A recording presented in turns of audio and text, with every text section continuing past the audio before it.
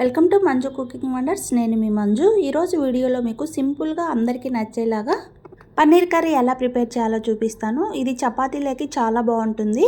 ఈ కర్రీని 10 మినిట్స్లో ప్రిపేర్ చేసుకోవచ్చు. మరి లేట్ చేయకుండా వీడియోలోకి వెళ్ళిపోదాం రండి. ముందుగా ప్యాన్లో 1 స్పూన్ ఆయిల్ వేసుకొని ఆనియన్, టమాటా ముక్కలు వేసి కాస్త మెత్తబడేంత వరకు వేయించుకోవాలి. మరి ఎక్కువసేపు వేయించిన అవసరం లేదు. ఇవి ఆనియన్ టమాటా ముక్కలు కాస్త మెత్తబడితే సరిపోతుంది.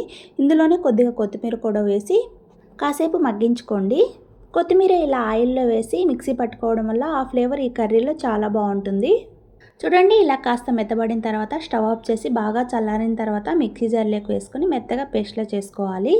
ఇందులోనే టేస్ట్ కోసం మరికొన్ని జీడిపప్పుని యాడ్ చేసుకుంటున్నాను. ఒక 6-7 దాకా జీడిపప్పు యాడ్ చేసుకొని మిక్సీ పట్టేసుకున్నాను.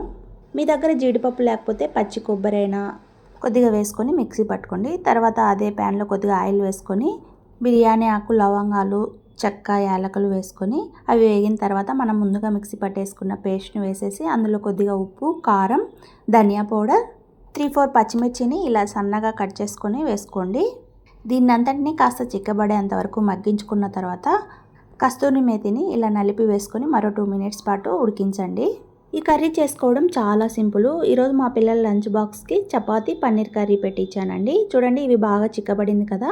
నేను ముందుగానే పక్కన వేయించి పెట్టుకున్నాను పన్నీర్ని. ఉప్పు, కారం వేసి ఆయిల్ వేసుకొని 2 మినిట్స్ పాటు వేయించుకుని ఇందులో యాడ్ చేసుకొని మరో 2 to 3 మినిట్స్ పాటు ఉడికించుకున్న తర్వాత స్టవ్ ఆఫ్ చేసి సర్వ్ చేసేసుకోవడమే.